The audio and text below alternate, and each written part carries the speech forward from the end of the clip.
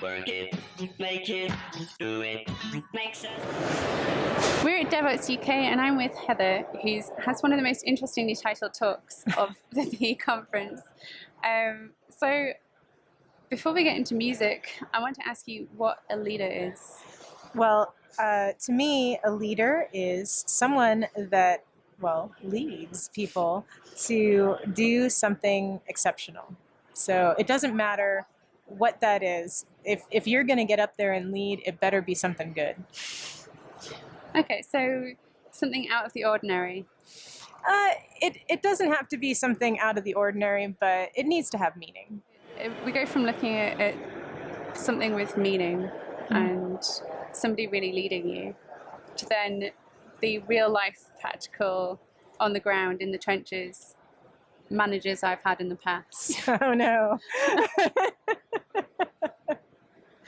How do you, as someone who is managed, teach your manager to be a leader? So that's actually an interesting thing. I actually do a talk or a workshop called Leadership Skills for the Non-Manager. And that's there, because you're right, there are so many managers that are not leaders. They're missing that vital skill of being able to inspire people to actually do something meaningful. And that's really the key, that if you're a leader, you need to unlock that thing within somebody else to move the needle, to get them to act. If you're a manager and you're just simply saying, do this thing, and you're not motivating them to act, you're not sparking something within them to make them want to do it, then you're not leading. If you're a leader, then you're touching on something within another person that's resonating with them and saying, oh yeah, I get it now. I'm going to get up and act and do something. So, when you're being led by somebody else, and when you're just being managed. Do you think a lot of management courses and management tips hinder people's ability to unlock themselves as a leader? Because, just as an example, I overheard a conversation. Somebody had a new employee and they were saying, I want you to always ask why you're doing something. It's important to always ask why you're doing it.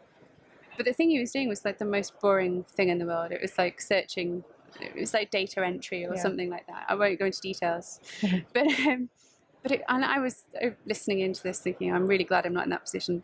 Because as well as the stress of doing this super boring, repetitive task, I don't want to ask why I'm doing it, because it's not going to make it any more. I still have to do it. Yeah. Well, so I think that right there, when you get the problem that people are doing when they say the word why, you immediately get defensive. And you have to prove something when you say why this, why that, because you go back into toddler mode with why. But if you just transform that to what is the purpose of this, then you can start opening your mind up to a motivational reason for it, and you can find a purpose to doing it. So they're getting close with that management tip, but they're not quite there, because if you start asking yourself, oh my God, why do I have to do this? As opposed to, well, what is in this? What can I do to make this go by? And if you start asking what questions, then you can find a motivation for it. And it sounds like a semantic difference, but your mind starts opening up to possibilities that can then get you through your day faster. What's the biggest challenge that you find being a leader? Because you've been, is it a six-time CTO? Yeah. So when people bring me in as a CTO or an interim CTO on their project, it can be challenging, because they have a team in place a lot of times already that I didn't pick, and I have to go in and prove myself right away to people that I don't know, and they don't know who I am and what I've done, and so that's one of the big challenges as a leader. and managers coming in, and you don't always get to pick your team. Yeah. So if you have to manage people where you don't know their skills, you don't know anything about them, and they don't know your skills, getting somebody to trust you quickly so that they can do the job that you need them to do is the hardest thing that I have had to deal with. And thankfully, I have had the, I guess, good fortune of every team that I've ever worked with has been amazing and has been able to get more than the job done for me. Well, that might be you. after the sixth time. Yeah, it could be. It could be.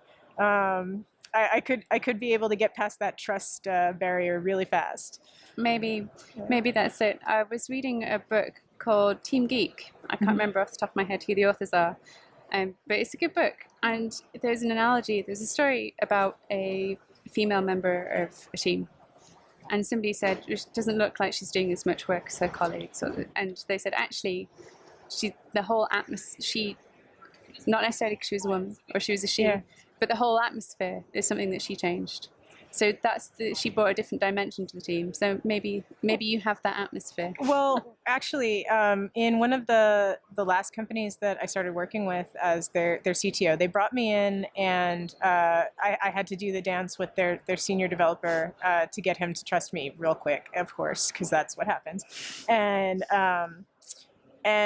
after a couple weeks, somebody came in and they're like, well, I don't see her doing stuff. She just seems to be in a lot of meetings. And he said to them, it's like, that's her job. That's her job. Leave her alone. That's awesome. I can do my work now. Thank God. You took away the tedium. Yes. Yes.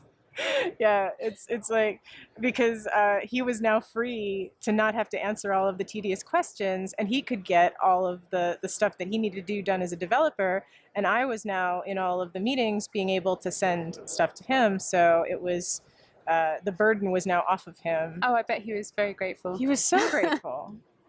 And and that's a lot of what a CTO does. You have to get that roadmap plan, make sure that everything's on time, make sure that that everybody's functioning, and keep it all in my head. And it was funny because most of my job, if you watch me in an office, is I'm walking around constantly with my eyes closed, just in circles, because I have everything, I keep the roadmap in my head. I always know where the moving parts are.